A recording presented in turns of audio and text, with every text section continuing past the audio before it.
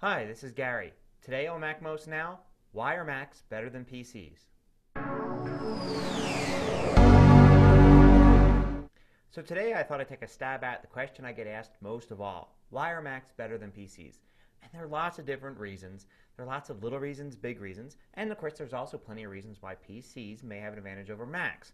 But in this episode, let's focus on the main reasons that today, at the end of 2008, I think Macs are a better value than a PC.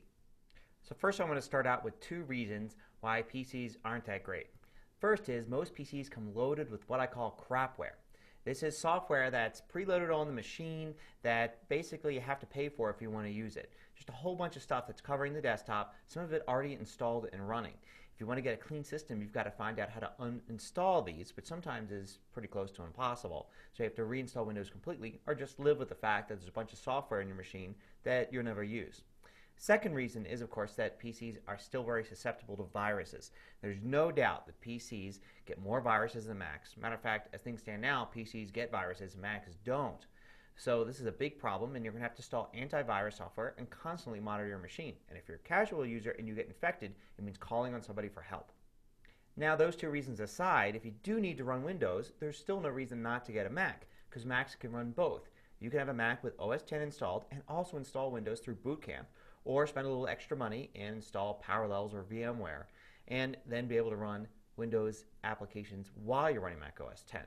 So if you want to run both OSs, you need to get a Mac because you can't do that on a PC.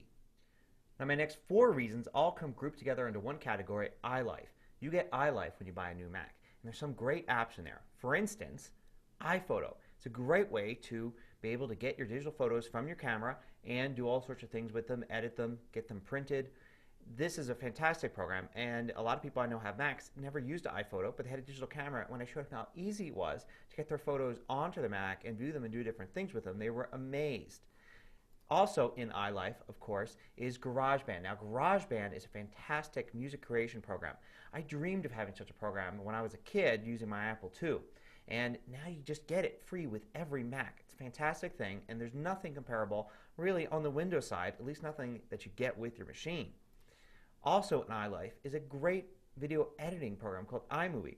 It's fantastic for editing things, and you know, now that all digital cameras come with a movie mode and you can get cheap $100 little video cameras, it's a great tool to have, and it seems kind of a waste to have a computer and not be able to edit your digital video on it. And also, of course, iDVD is another great program to be able to go ahead and make DVDs. I mean, when you record something, say on a family vacation or something else you're doing, and to be able to go and make a DVD with menus and everything like that, give it to somebody as a gift, put it in your library, it's a fantastic thing. And I can't imagine having a computer and not having a program like iDVD now to be able to create these. Now the Mac also comes with a whole bunch of other great apps right out of the box. For instance, just having the very simple apps like iCal and Address Book are fantastic. When people get a new machine, they're able to go and put their contacts in there. They're able to go and set up calendars, reminders for themselves. It's a fantastic tool, and it's really better than anything out there on the PC. And in addition to that, there's some other great stuff. Like, for instance, just look at Time Machine. Time Machine comes with every Mac. You just buy an external hard drive, and you're backing up. Try to do that on a PC, you're going to have to buy something extra, and quite frankly, you're probably going to have to be a little more sophisticated than a casual user. There's a great set of apps.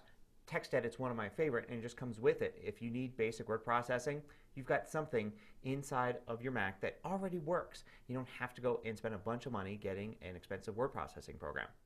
Now the Finder itself is a great thing in Mac OS X. There's some amazing desktop organizational tools that many of us take for granted and maybe some people don't even know about. For instance, the dock itself is a great launcher, and combined with Stacks you can actually organize your files and quickly find things you normally use. I also love Spotlight as a launcher. With a couple quick keystrokes I can find any application or file, and I've grown accustomed to using it to launch things that I don't usually keep in the dock.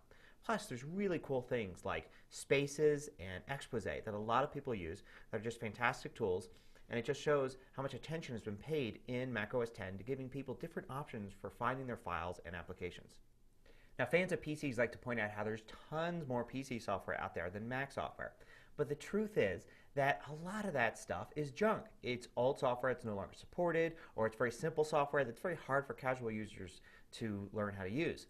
On the Mac, there's a fantastic developer community, and there's tons of great apps that do all sorts of things. But the great thing is that almost all these apps are really good quality apps that work really well, integrate great with the operating system, and provide things that are exactly what you need. So I think the Mac actually wins when it comes to third-party tools.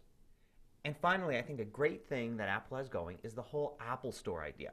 Now, not so much from the viewpoint of buying a Mac. I mean, you can go places and buy a Mac, you can go places and buy a PC, but the support they offer in the Apple Store.